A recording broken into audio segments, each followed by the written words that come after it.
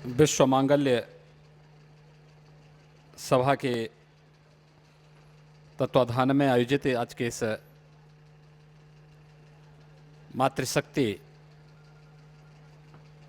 के विराट सम्मेलन में व्यासपीठ पर विराजमान जगत गुरु शंकराचार्य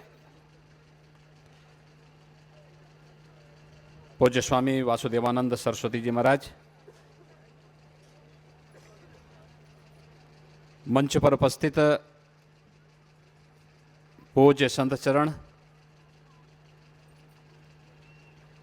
इस संपूर्ण कार्यक्रम के प्रेरक और संयोजक पूज्य संत आचार्य जितेंद्र नाथ जी महाराज, माननीय राज्यपाल गोवा प्रांत श्रीमती मृदुला सिन्हा जी, राष्ट्रीय स्वयंसेवका संघ के अखिल भारतीय प्रमुख माननीय शांता काजी, विश्व मांगल्य सभा के इस संपूर्ण कार्यक्रम के सभी पदाधिकारीगण, उपस्थित मातृशक्ति, अत्यंत आनंद की अनुभूति हो रही है। मातृशक्ति का जागरण अगर भारत राष्ट्र में हो जाए तो फिर हम सबको इस देश के सम्मुख जितने भी संकट हैं, जो भी चुनौतियां हैं, उन चुनौतियों से भयभीत होने की आवश्यकता ही नहीं।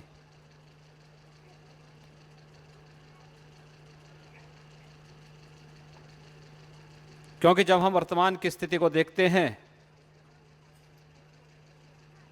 ऐसे लगता है कि जिस देश ने, जिस परंपरा ने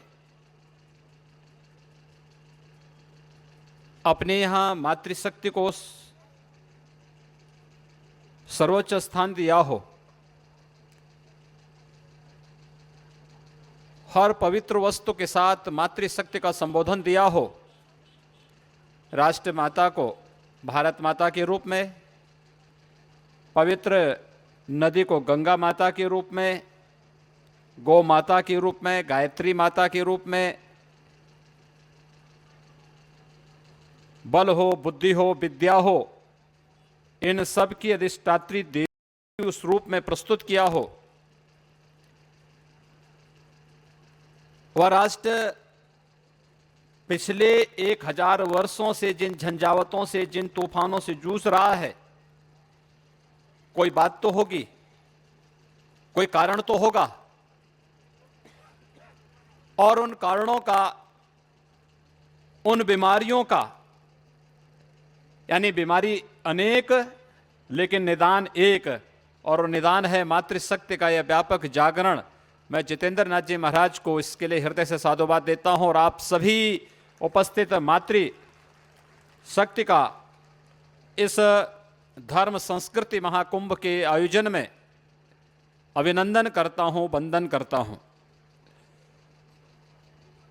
मुझे महाभारत की वो बात याद आती है जब द्रौपदी का चीरहरण हो रहा था। उस समय द्रौपदी ने उस भरी सभा में एक प्रश्न पूछा था, किसका दोषी कौन? सभी लोग मौन थे। महात्मा विदुर बोले थे, उन्होंने कहा था तिहाई दोष अपराधियों का, तिहाई दोष उनके सहयोगियों का, और तिहाई दोष मूक दर्शकों का। हम सबको नहीं भूलना चाहिए, भारत के अंदर चीरहरण का वह दृश्य आजादी के बाद बंद नहीं हुआ, निरंतर चलता रहा। इस देश में कभी छत्रपति शिवाजी महाराज ने धर्म की रक्षा करने के लिए, कभी गुरु गोविंद सिंह जी महाराज ने धर्म की रक्षा करने के लिए और कभी महाराणा प्रताप ने धर्म की रक्षा करने के लिए जो अलख जगाई थी, उसको आज प्रत्येक इस देश के बच्चे बच्चे को वीर शिवा बन करके, महाराणा प्रताप बन करके, गुरु गोविंद सिंह बन करके एक बार पुनः अलख जगानी होगी। और उसके लिए मातृशक्ति का जागरण उसके लिए अत्यंत आवश्यक है, क्योंकि बिना मातृशक्ति के जागरण के कार्य संभव नहीं हो सकता। ऐसा नहीं कि किसी कालखंड में विधर्मियों के खिलाफ, आक्रांतों के खिलाफ यह देश लड़ा न हो, निरंतर लड़ता रहा,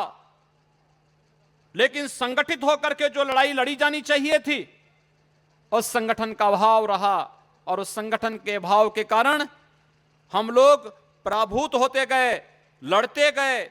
शक्तियां छिन्न भिन्न होती गईं, इस देश के मठ मंदिर टूटते गए, धर्म की व्यापक आस्था के प्रतीक हमारे उन पवित्र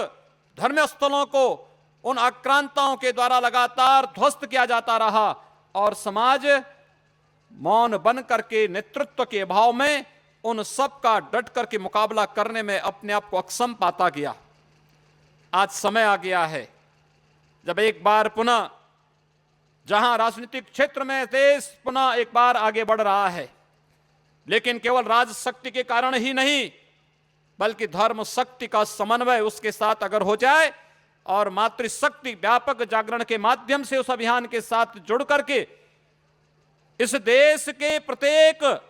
बच्चे को महाराणा प्रताप की सुंकार के साथ, वीर शिवा की सुंकार के साथ और गुरु गोविंद सिंह के उस अभियान के साथ जोड़ सकें। महाराणा प्रताप से जब मान सिंह मिलने के लिए गए, उन्होंने महाराणा प्रताप को कहा कि आप तो राजद्रोह कर रहे हैं, दिल्ली के भारत के बादशाह के खिलाफ लड़ रहे हैं, यह राजद्रोह है, आपको उनके सामने समर्पण करना चाहिए। महाराणा प्रताप ने मान सिंह को समझाया, उन्होंने स्पष्ट कहा तुम्हारे लिए वह सम्राट होगा, लेकिन मेरे लिए वह एक विदेशी आक्रांता है। अपने स्वधर्म और स्वदेश के सम्मान के लिए और स्वाभिमान के लिए लड़ना, यह राष्ट्रद्रोह नहीं हो सकता, राजद्रोह नहीं हो सकता, और मैं किसी भी हालत में, किसी भी कीमत पर उस विधर्मी के सामने कभी सिर नहीं झुकाऊंगा। और यही कारण है आज आप देश के अंदर चाहिए, कहीं भी चाहिए, महाराणा प्रताप के प्रति सम्मान का भाव जागृत होता है। आप महाराष्ट्र के अंदर ही नहीं, पूरे देश के अंदर कहीं भी जाइए, छत्रपति शिवाजी महाराज के प्रति सम्मान का भाव स्वतःस्फूर्त भाव के साथ भारत के बच्चे बच्चे के मन में सम्मान का भाव जागृत होता है। गुरु गोविंद सिंह जी महाराज ने इस देश में धर्म की रक्षा करने के लिए जो अलख जगाई थी, उसके प्रति देश के बच्चे बच्चे के मन में स्वाभाविक स्वतःस्फूर्त भाव के साथ सम्मान का भाव जागृत होता है। इन सब का निर्माण करने वाली कौन है? कोई वीर माता है।